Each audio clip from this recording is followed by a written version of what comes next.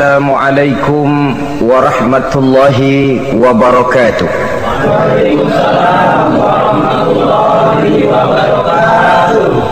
Bismillahi walhamdulillah, wassalatu wassalamu ala sayyidina rasulillah, sayyidina wa maulana Muhammad ibn Abdullah wa ala alihi wa sahbihi wa mawalah. Amma ba'du, subhanaka la ilma lana illa ma 'allamtana innaka antal alimul hakim. La haula wa la quwwata illa billahil aliyyil azim. Saudara-saudara kaum muslimin rahimakumullah, satu-satunya manusia yang dalam Al-Quran sudah mendapat jaminan ampun dari seluruh dosa yang pernah dikerjakan cuma Rasulullah orangnya. Quran yang menjanjikan liyaghfira lakallahu ma taqaddama min dzambika wa ma ta'akhkhar. Wahai Muhammad, dosamu yang dahulu, dosamu yang sekarang, dosamu yang akan datang kalau memang ada, seluruhnya sudah mendapat jaminan ampun dari Allah Subhanahu wa ta'ala. Orang yang nyata-nyata sudah mendapat jaminan ampun dari segala dosa ini, ibadahnya luar biasa. Luar biasa bagaimana? Sejarah menceritakan beliau kalau sholat malam sampai bengkak kakinya karena rajin sujud. Aisyah menceritakan, satu malam selesai sholat isya saya akan tidur. Saya lihat suami saya sedang sholat, maka saya pun tidur. Tengah malam saya terbangun dari tidur, saya lihat suami saya masih sholat juga, saya tidur lagi. Menjelang sepertiga malam yang akhir saya bangun, saya lihat masih sholat juga. Saya hampiri beliau, saya tanya setelah sholatnya usai, "Bang," kata Aisyah, "ada apa yang?" Kata baginda Rasul. Sebab beliau itu, jangan senyum kalau saya katakan yang di sini, sebab beliau itu pandai sekali menyenangi hati istrinya. Panggilan kelihatannya sepele, tapi bisa menghidupkan keharmonisan dalam rumah tangga. Beliau apabila memanggil Siti Aisyah dengan kalimat Humaira, "Ya Humaira," wahai yang pipinya kemerah-merahan. Cantik sekali panggilannya untuk istrinya. Kita kadang-kadang terlalu jujur tapi nyakitin. Mentang-mentang bini hitam, kalau manggil bini hitam, sini lo. Jujur tapi nyakiti itu. Hadirin yang saya muliakan, baginda menjawab, "Ada apa ya?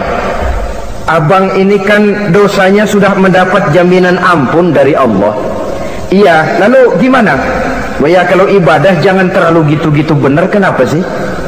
Orang sudah dapat jaminan ampun itu kan mestinya tenang, aman. Ini malah seolah-olah beliau orang yang paling banyak mempunyai dosa. Tidak puas melaksanakan hanya sholat yang wajib ditambah dengan yang sunnah-sunnah. Tidak usah gitu-gitu bener lah bang, sudah dapat jaminan ampun ini." Terhadap usul istrinya ini, apa jawab beliau? Sederhana tapi melambangkan sikap jiwa yang luhur. Beliau menjawab, "Aisyah, afala uhibbu an akuna abdan syakura." Yang apa saya tidak senang kalau saya ini oleh Allah mendapat gelar abdan syakura, hamba yang pandai bersyukur, hamba yang tahu berterima kasih.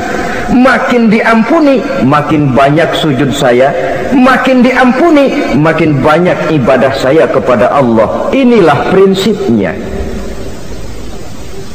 Saudara-saudara, oleh karena ibadahnya demikian rupa, Allah lalu dekat. Oleh karena Allah dekat, perjuangan beliau itu, walaupun Quraisy melakukan segala macam cara dan usaha, mengeluarkan segala daya dan dana, kemampuan dan kekuasaan, tidak pernah berhasil mematahkan, walaupun berhasil menekan perjuangan baginda Rasulullah sallallahu alaihi wasallam.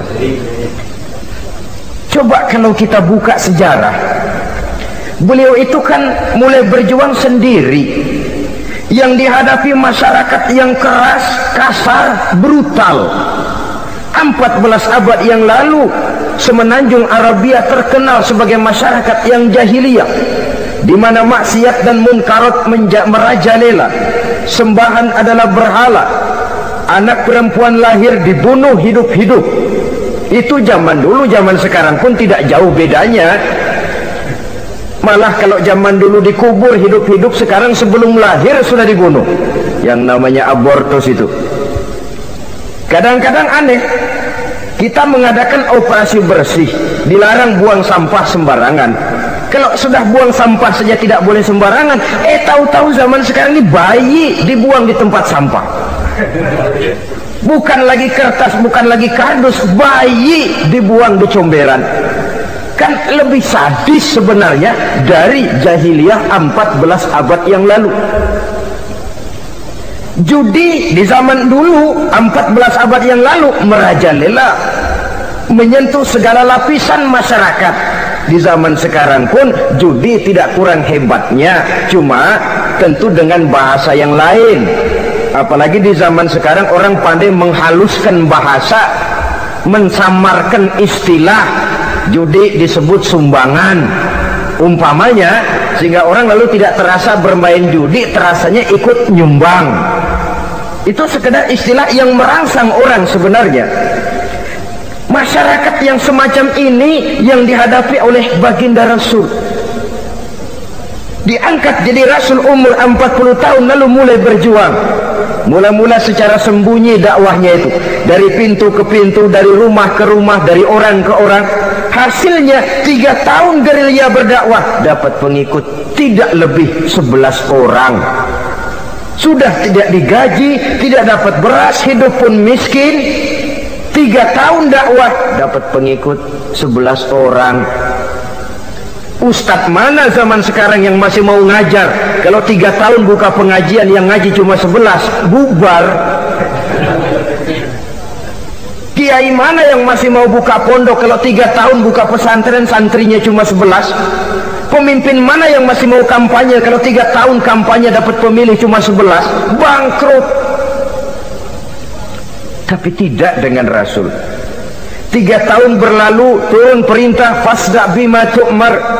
Tidak usah berdakwah secara sembunyi, Muhammad sampaikan saja Islam secara terbuka. Mulailah beliau berdakwah secara terbuka, terang-terangan.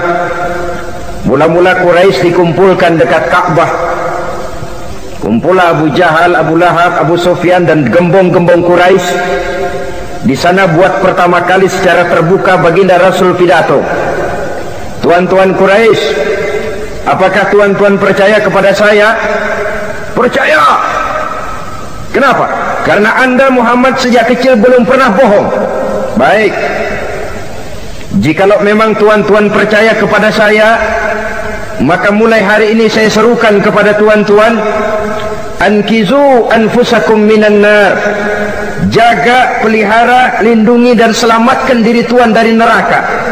Tinggalkan segala macam berhala, jauhi Latta, Uzza, Manat dan Hubal. Sembah Allah Tuhan yang Esa, yang lam yalid wa lam yulad, yang tidak beranak dan tidak diperanakan. Ini dakwah pertama yang beliau sampaikan. Selesai beliau pidato, Abu Lahab interupsi, angkat tangan. Muhammad, ada apa paman? Alihaza jama'tana? Cuma untuk dengar ocehan kayak begini kami dikumpulkan di sini. Tabban laka ya Muhammad. Kalau bahasa kasarnya, mau mampus kamu Muhammad. Nabi tidak jawab, Allah yang jawab. Tabbat yada abi lahabi wa tab, ma aghna anhu maluhu wa ma kasab. Bukan Muhammad yang celaka, Abu Lahab lah yang kelak akan menemui kecelakaan. Dakwah terus berlangsung. Ketika dakwah secara terbuka sudah dimulai, hambatan dan tantangan mulai datang. Sejak dari teror mental sampai kepada teror fisik. Dan puncaknya terjadi pada saat beliau berumur 53 tahun, di mana Quraisy mengadakan rapat di satu rumah yang disebut Darul Arqam. Kumpulah di situ dedengkot Quraisy. Siapa lagi kalau bukan Abu Jahal, Abu Lahab? Mereka rapat. rapat pleno lengkap. Setelah rapat dibuka, kata Abu Lahab kepada Abu Jahal, "Jahal, bagaimana ini Muhammad?" "Iya, bagaimana? Apalagi yang belum kita lakukan," kata Abu Jahal. "Kita fitnah sudah, kita caci maki tiap hari, kita lontari kotoran onta, sahabat-sahabatnya kita bantai, tapi mereka tetap tegar." "Iya," kata Abu Jahal, "dan sekarang ini sahabatnya sebagian berangsur-angsur sudah hijrah ke Madinah. Ini pertanda Islam akan berkembang di kota Madinah. Kalau nanti dia berhasil di Madinah lalu menyerbu ke Mekah, alamat habis kita gulung tikar." "Makanya," kata Abu Jahal, "makanya apa? Makanya dari dulu juga saya bilang, kempesin aja itu." Jadi kalau bahasa okemnya kan begitu toh. "Bunuh saja Muhammad, bunuh." "Iya, soal bunuh sih gampang," kata Abu Lahab. "Tapi Muhammad kan tidak keluar dari batu. Dia punya keluarga, sanak famili dan handai tolan. Kalau keluarganya menuntut balas bagaimana ini?" "Gampang. Kita kan banyak punya suku, tiap-tiap suku kan punya juara, tukang-tukang pukul. Sewa saja, tiap suku ambil tukang pukulnya, kita kepung rumah Muhammad, bunuh sama-sama. Kalau keluarganya akan menuntut balas, dia akan berhadapan dengan seluruh suku yang ada di semenanjung Arabia ini. Bagaimana, setuju?" "Setuju."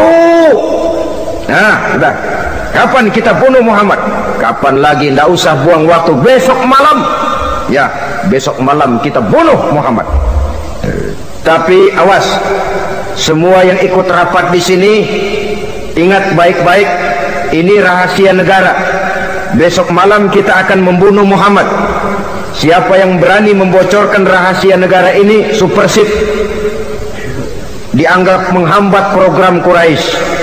Itu nanti dijatuhi hukuman berat ya. Jaga rahasia baik-baik bahwa besok malam kita akan membunuh Muhammad. Sanggup?" "Sanggup."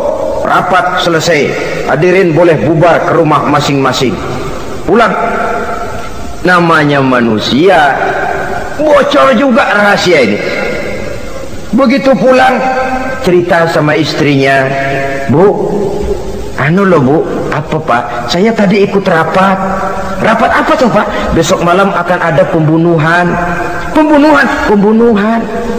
"Siapa toh yang mau dibunuh?" "Muhammad." "Tapi jangan bilang-bilang ya, ini rahasia negara." "Ini rahasia negara Bu, jangan bilang-bilang." "Iya Pak, iya." Nah, besok pagi istrinya ngobrol sama tetangganya, "Mbak Ayu, tahu nggak?" "Apa toh?" "Nanti malam akan ada pembunuhan." "Siapa yang mau dibunuh?" "Muhammad." "Loh, sampean tahunya dari mana?" "Suami saya ikut rapat." "Tapi jangan bilang-bilang ya Bu ya, ini rahasia negara.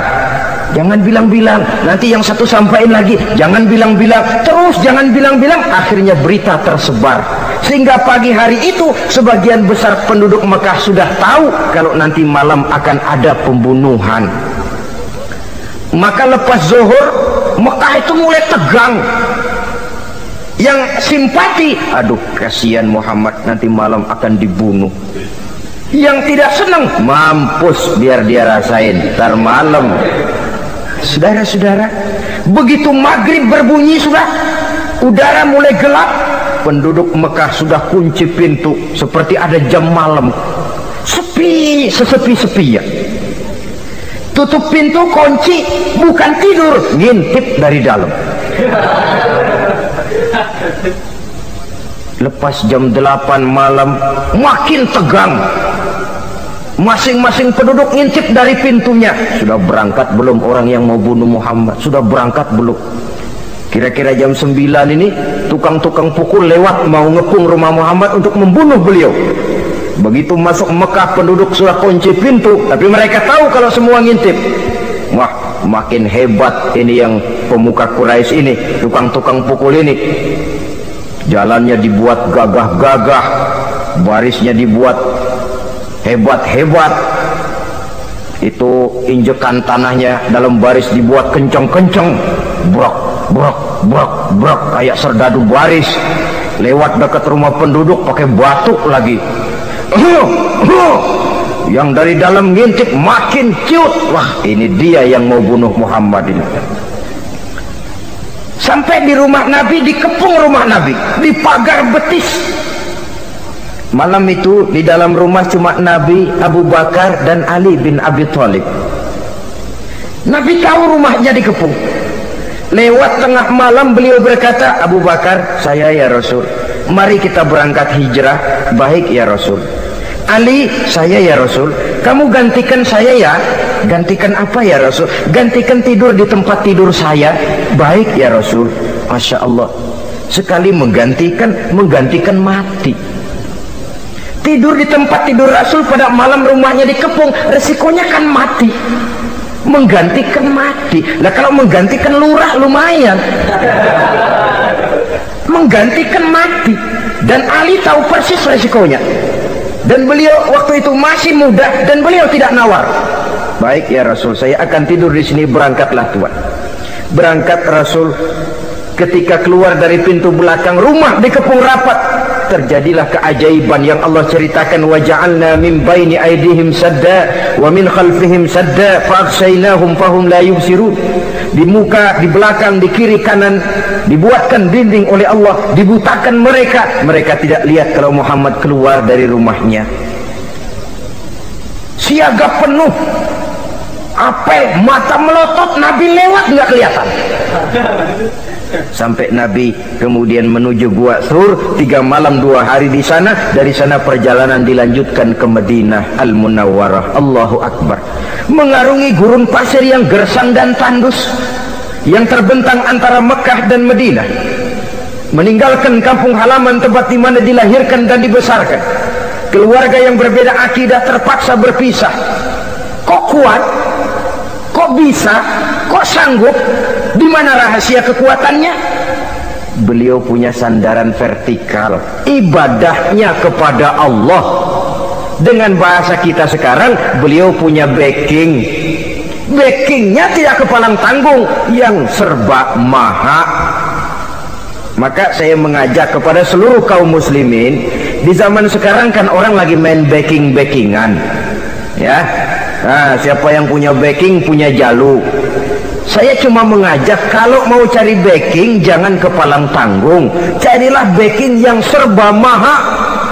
Maha gagah, maha tahu, maha adil, maha bijaksana, maha segala-galanya, dan dialah Allah Subhanahu wa ta'ala. Saudara punya backing kolonel, tanggung, nanti dia pensiun habis. Yang kolonel saja tanggung, apalagi yang kopral. Kalau mau cari backing, carilah backing yang serba maha, Allah Azza wa Jalla. Caranya tentu dekat kepadanya. Untuk dekat kepadanya melalui jalur yang sudah diatur olehnya, melalui Rasulullah Sallallahu Alaihi Wasallam, yaitu solat, ibadah. Makin tinggi nilai ibadah, makin dekat kita dengannya. Makin dekat dengannya, makin banyak fasilitas yang akan diberikan untuk kita. Saudara pegawai negeri ingin cepat naik golongan, itu caranya 2. Pertama, jam kantor disiplin. Jam 7 masuk, jam 3 pulang. Kalau belum jam pulang, jangan pulang. Yang kedua, tambahan, di luar jam kantor sering-sering datang ke rumah kepala bagian.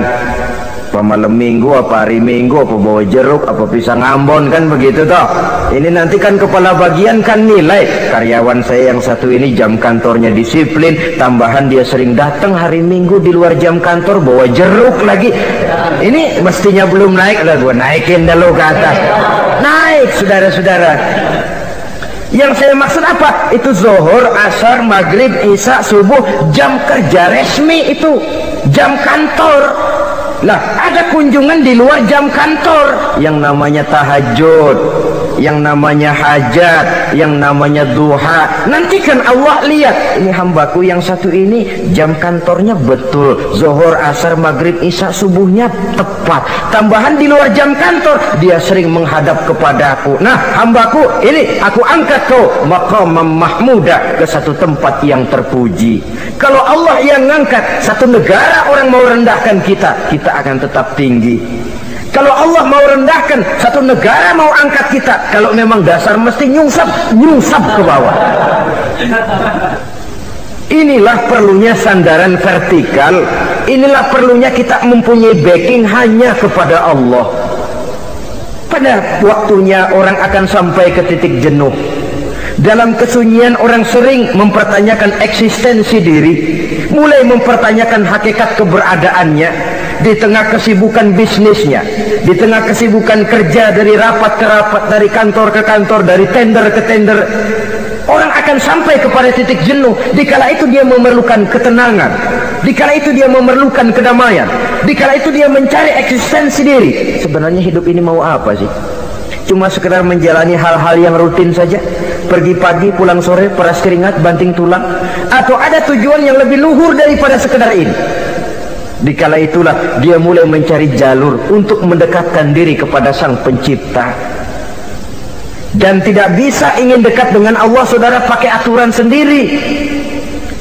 Ingin dekat dengan gubernur harus ikut aturan yang ditetapkan oleh protokolnya gubernur.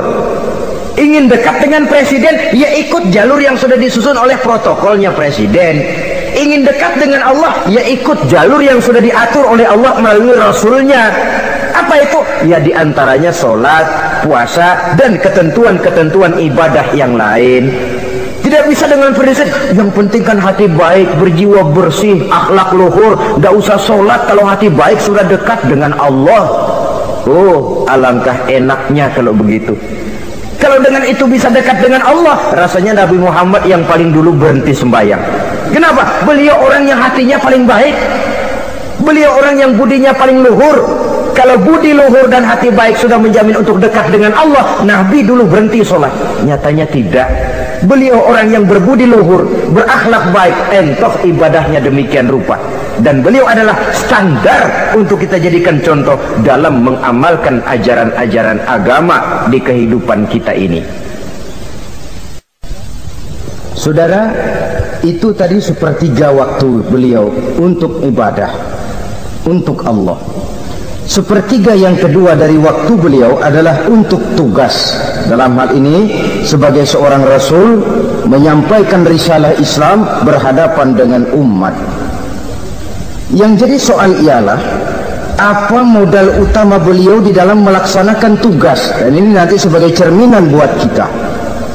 Modal utamanya pertama adalah keteladanan, dan yang kedua adalah akhlak. Sekarang ini kita hampir nyaris mengalami berbagai macam krisis.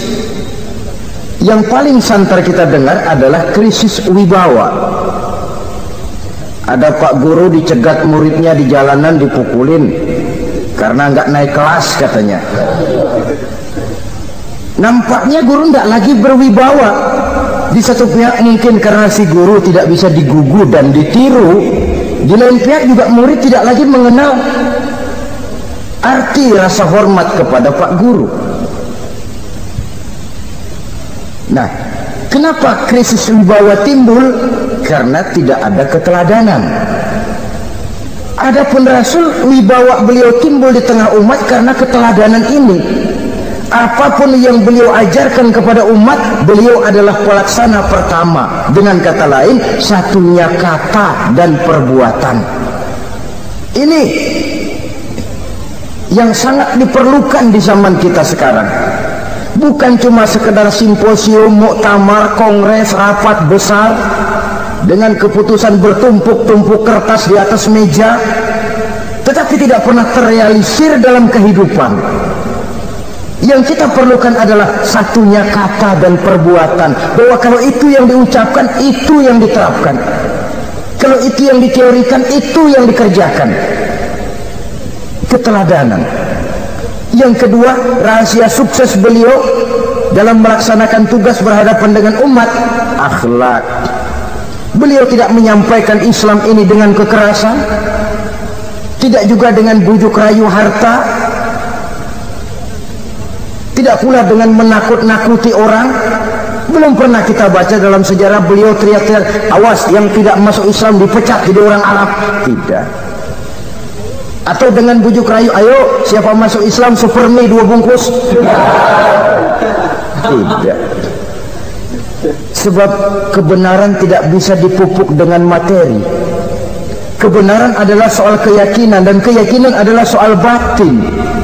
Orang yang beragama karena tertarik kepada supermi, orang yang beragama karena tertarik kepada pakaian, kepada obat-obatan, nilai imannya dipupuk dengan materi. Dan usaha seperti itu sama saja dengan menegakkan benang basah. Dia percaya kepada sesuatu yang dia tidak mengerti. Dia yakin kepada sesuatu yang dia tidak tahu apa bentuk yang dia yakini itu. Alangkah malang dan kasihannya orang yang beragama seperti ini. Tidak demikian dengan Rasul. Islam ini adalah satu keyakinan. Keyakinan terhadap kebenaran hanya bisa ditegakkan dalam nurani manusia yang paling mendasar. Karena itu dia tidak bisa dipaksakan. Dan itu pula sebabnya Quran punya prinsip la ikraha fid din. Tidak ada paksaan dalam beragama. Mau Islam silahkan, tidak mau Islam silahkan. Allah tidak memaksa. Tapi ayat ini jangan disalah pakai. Tidak pernah sholat, ditanya orang, kamu kan Islam kok tidak sholat? La ikraha fid din dong. Salah pakai. Yang tidak ada paksaan dalam beragama itu untuk orang di luar Islam.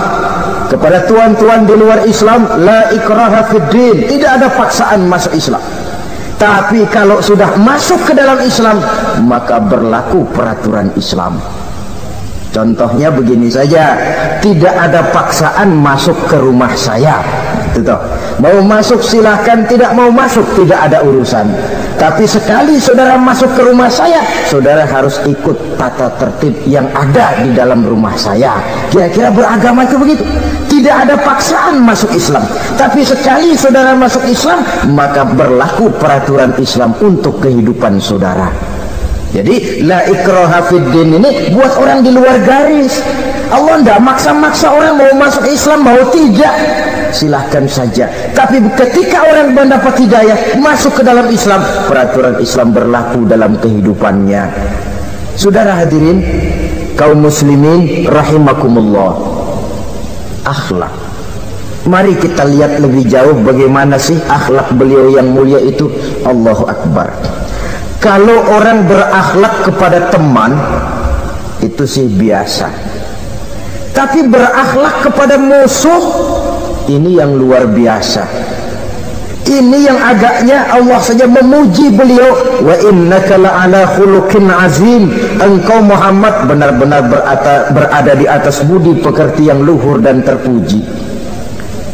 Kalau saya baik kepada orang yang memang baik kepada saya, logis toh, wajar, memang harusnya.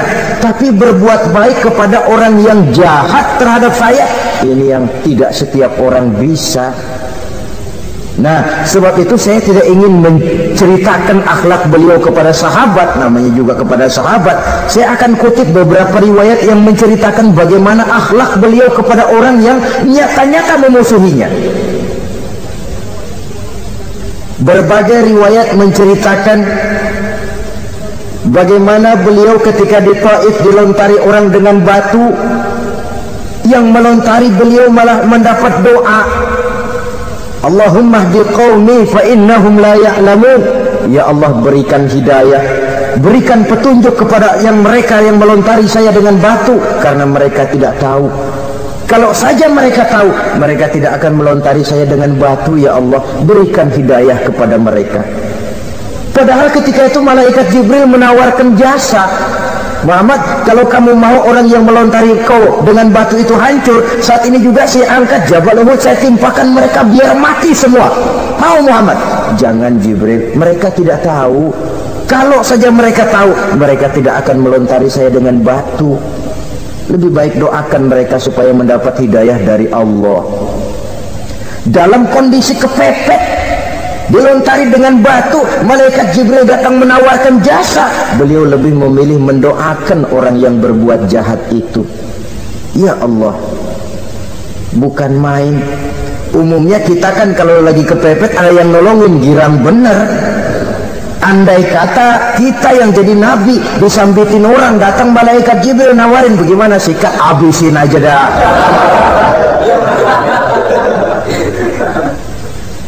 Ini akhlak kepada musuh. Ketika beliau selesai sholat zuhur, istirahat rebah-rebah, tidur-tiduran di bawah pohon kurma, datang orang kafir yang bernama Daksur yang sudah lama mengintip-ngintip, mencabut dan menghunus pedang. Muhammad, kalau ini saat saya tebas batang lehermu, siapa yang akan menolong engkau? Tidak ada. Yang akan menolong saya Daksur? Iya, Allah yang akan menolong saya. Mendengar Allah, Daksur gemetar, keringat dingin bercucuran, pedang jatuh ke bawah, diambil oleh Rasul pedangnya, dibalikkan ke leher Daksur. Kalau sekarang saya yang tebas batang lehermu Daksur, siapa yang akan menolong kamu? Tidak ada ya Rasul, kecuali kalau kau mau memaafkan saya. Baik, ambillah kembali pedangmu, kau saya maafkan, dan jangan ulangi lagi perbuatan semacam ini. Lain saat beliau sedang tawaf, diikuti oleh seorang Quraisy kafir. Sambil tawaf, ini kafir Quraisy sudah bawa pisau. Dia pikir nanti di satu sudut yang agak gelap saya tikam Muhammad dari belakang, saya bunuh dia. Jadi kafir ini pura-pura ikut tawaf. Jahatnya orang kafir itu kan begitu, tawaf ya ikut pura-pura tawaf, ada kesempatan sikat dari belakang. Putaran pertama belum ada kesempatan, putaran kedua makin tegang. Pokoknya begitu tempat agak gelap, cabut pisau, hantam saja sudah Muhammad, biar mati sekali di sini. Dan Nabi tahu, orang ini asisten pribadi malaikat Jibril, masih tahu tuh. Jadi malaikat Jibril memberitahu, awas Muhammad, itu di belakangmu orang cuma pura-pura tawaf, dia bawa pisau mau bunuh kamu, hati-hati Muhammad, Roger ganti gitu.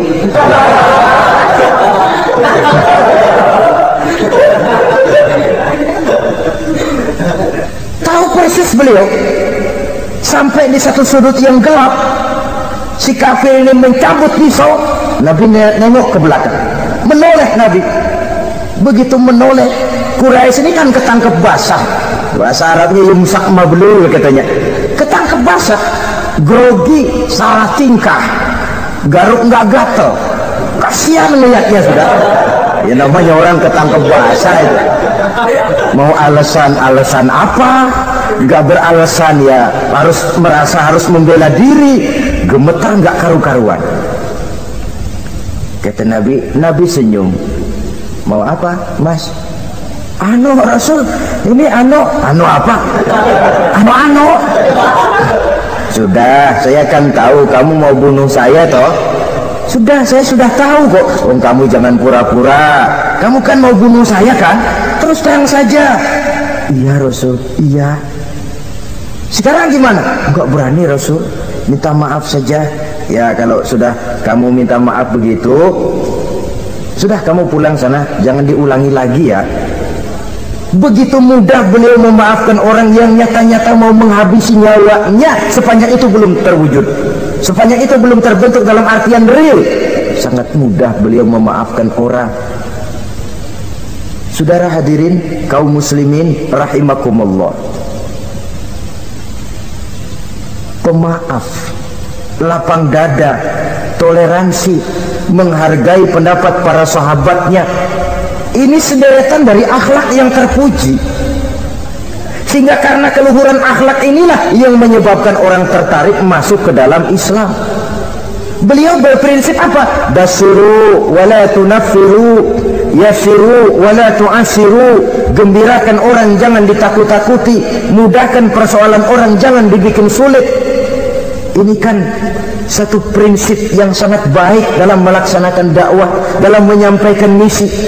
Apapun tugas kita di masyarakat, sebagai pegawai pemerintahan, pejabat negara, pedagang, pengusaha, seniman, ustadz, mubaligh, kiai, ulama, dalam berbagai profesi, modal utama untuk sukses adalah akhlak.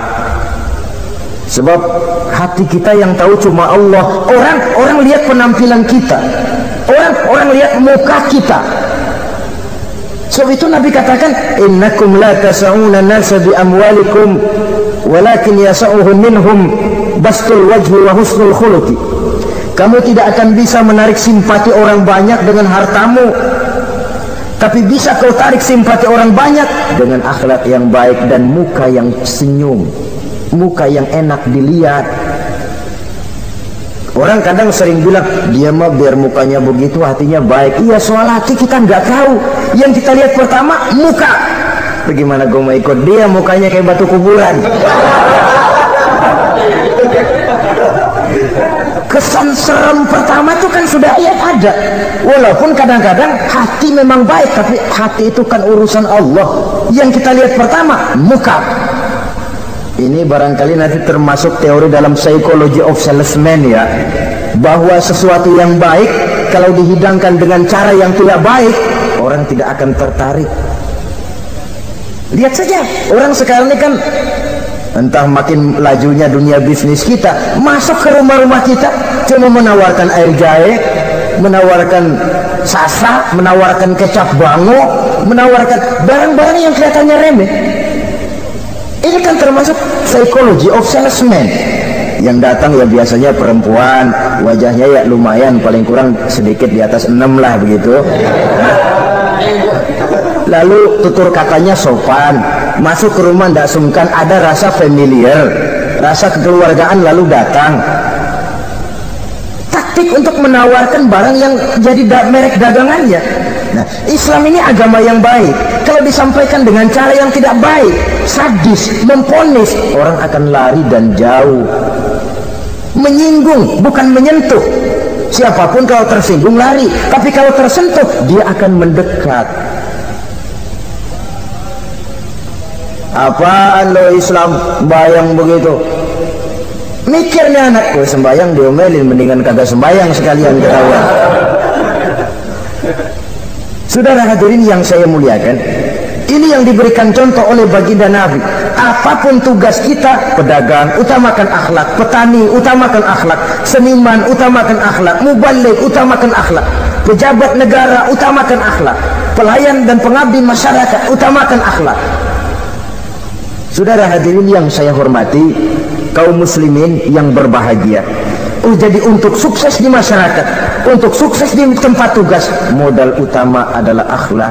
Dan ini yang dijadikan contoh dari Nabi kita Muhammad sallallahu alaihi wasallam.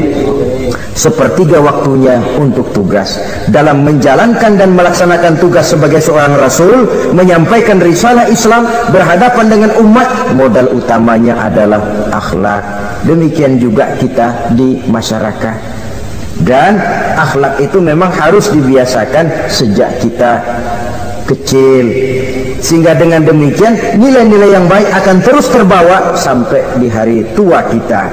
Saudara-saudara, rasanya kehancuran satu bangsa dimanapun di dunia ini selalu dimulai dengan kehancuran akhlak daripada bangsa itu sendiri.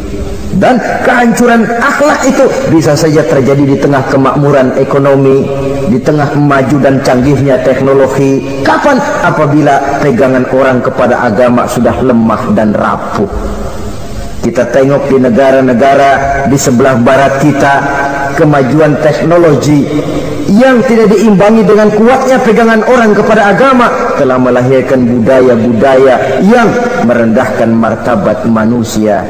Lahirlah kebudayaan hipis, lahirlah kebudayaan nudis, hidup serba bosan dengan ini dan itu karena segalanya sudah dimiliki. Rumah mentereng, jumlah kendaraan sejumlah keluarga, kapal pesiar di laut mewah, pesawat udara punya, setelah ini punya, ini ada, semua ada, titik jenuh sampai.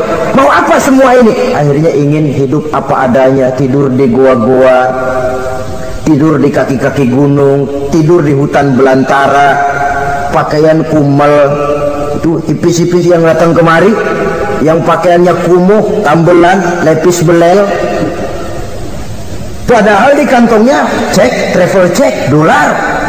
Lain hipis kita, emang benar-benar gembel.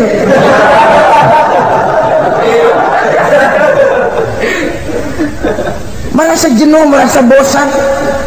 Bahkan sebuah berita dari Jerman, orang terlalu kaya, pulau dibeli. Di pulau itu dia bikin satu klub yang bernama klub nudis. Setiap anggotanya boleh masuk ke pulau itu dengan catatan tidak boleh pakai pakaian selembar pun, alias bugil, telanjang bulat. Sudah telanjang bulat itu. Dan di sana berlakulah apa yang disebut serba boleh. Jadi kalau di sana kesana saudara bawa istri masuk anggota, ya silahkan saja. Istilah tukar pakai, simpan pinjam, bisa-bisa saja, asal suka sama suka. Asal perbuatan yang dianggap tidak merugikan orang lain, suka sama suka, sudah tidak bisa dituntut oleh norma yang berlaku. Ya. Itulah sebabnya kita sering prihatin bahwa kemajuan sering membawa pergeseran nilai. Apabila kita tidak bisa menghindarkan diri dari proses pergeseran nilai, setidaknya kan kita bisa menjaga diri jangan sampai hanyut oleh nilai-nilai yang negatif. Akhlak baik sebagai muslim, baik sebagai bangsa Indonesia yang berkepribadian luhur, itu merupakan cerminan kita. Saya prihatin, belum lama diselenggarakan kontes bibir terindah. Kontes bibir terindah itu kira-kira apa manfaatnya? Apa yang jadi ukuran? Dan bukankah bibir karunia Tuhan? Ya kalau yang bibirnya mungil bisa ikut kontes lah, kalau yang jebleh gitu.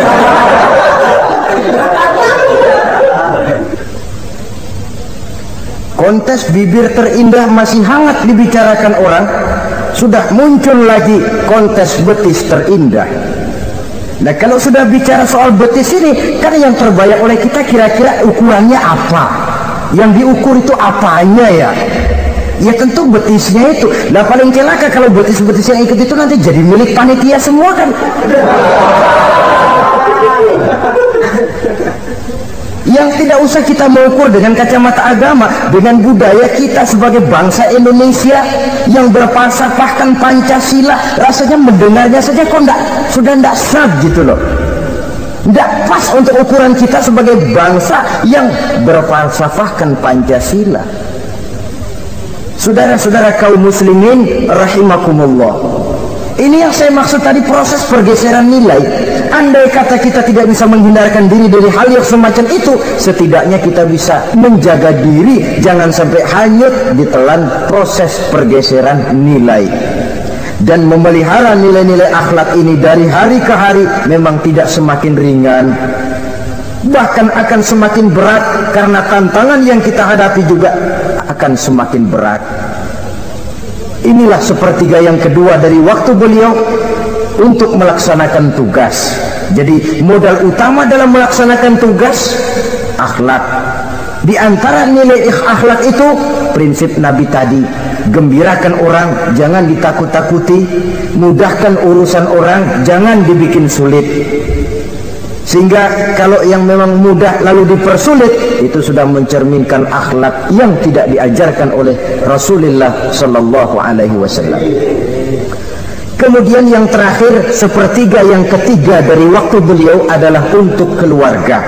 Jadi tadi ada waktu untuk Allah, ibadah, ada waktu untuk tugas, dan yang ketiga ada waktu untuk keluarga.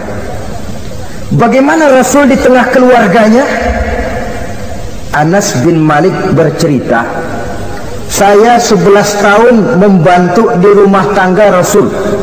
11 tahun itu kan artinya 11 kali 360 hari kali 24 jam. Bukan waktu yang sebentar itu. Selama 11 tahun saya membantu di rumah tangga Rasul, kata Anas, belum pernah saya dengar kata-kata kasar, keras, membentak. 11 tahun saya membantu di rumah tangga beliau, belum pernah saya lihat ada piring terbang, ada bakyak melayang. Artinya apa? Cerminan dari ketentraman, keayeman, kedamaian rumah tangga beliau. Padahal rumah tangganya kecil, istrinya lebih dari satu, tapi aman, tentram, rukun. Kita kadang-kadang istri satu seminggu 7 hari, perang 6 hari. Cuma 1 hari gencatan senjata. Sudah hadirin, saudara kaum muslimin rahimakumullah, Kalau beliau tidak menyenangi satu masakan, misalnya masakan istrinya, tidak mencah-mencah, cuma kelihatan dari makannya barangkali tidak begitu banyak, tapi tidak pernah mencela apapun yang dimasak istrinya. Senang ya dimakan, tidak senang ya dimakan karena menghargai lelah jerih payahnya istri. Ini kelihatannya sepele, tapi dari sini keharmonisan rumah tangga itu bisa saja timbul. Bukankah seseorang hanya bisa sukses di tempat tugas? Jadi apapun dia, kalau berangkat dari ketentraman dan ketenangan di rumah tangga. Dan tidak ada orang bisa meraih sukses kalau dia berangkat dari rumah tangga yang berantakan. Itulah sebabnya ini sangat diperhatikan oleh baginda Rasul. Dari rumah yang kecil, dari tempat tidur yang sederhana, yang sebelah itu kain kasar, sebelah dipakai untuk tidur, sebelah dipakai untuk selimut. Jadi kasur merangkap selimut. Allahu Akbar. Tapi dari rumah tangga yang semacam itu keluar ucapan baiti jannati, rumah tanggaku laksana surga bagiku. Di mana sih rahasianya? Karena rumah tangga beliau didirikan di atas ajaran agama. Agama membuat suami istri tahu hak dan tahu kewajiban. Kalau kewajiban dilaksanakan, hak diberikan, akan timbul saling pengertian. Apabila ada pengertian, akan timbul ketenangan, dan ketenangan adalah tangga utama untuk mencapai rumah tangga bahagia. Apalah artinya? Seperti banyak istilah orang, rumah bertingkat, uang banyak berlipat-lipat, kendaraan serba mengkilat, istri pun cantik memikat, kadang-kadang jumlahnya 4, tapi tiap hari kiamat. Tidak pernah ada ketenangan dan kedamaian di rumah itu. Saudara hadirin, lebih celaka lagi sudah rumah gubuk berantem melulu. Sudah kiamat itu, sudah kiamat. Jadi dengan adanya pelaksanaan kewajiban, pemberian hak, timbul pengertian. Pengertian membawa ketenangan. Suami keluar rumah, istri tenang di rumah. Suami meninggalkan istri pun hatinya tenang dan tentram, tidak was-was, tidak berpikiran nanti kalau saya lembur ini istri ngompreng, tidak. Si istri pun lega melepas suami karena ada keterbukaan. Ini kan menurut angket terakhir loh ya, yang diadakan oleh beberapa majalah di ibu kota ini, di ibu kota katanya, dari sejumlah laki-laki yang disebarkan angket, ternyata jika ada 3 laki-laki, 2 nyeleweng. Jadi angka penyelewengan itu 2/3 dari jumlah laki-laki itu menyeleweng katanya. Ya mudah-mudahan yang kumpul di sini termasuk 1/3 yang nggak nyeleweng itulah.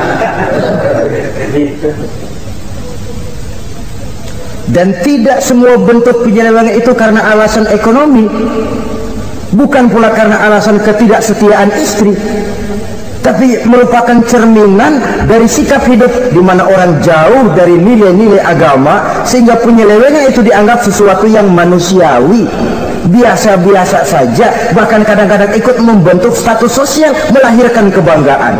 Innalillahi. Orang kalau sudah bangga nyeleweng bangga, nah, itu kiamat sudah. Sama saja bikin dosa ketawa, waduh, itu malaikat gemes benar.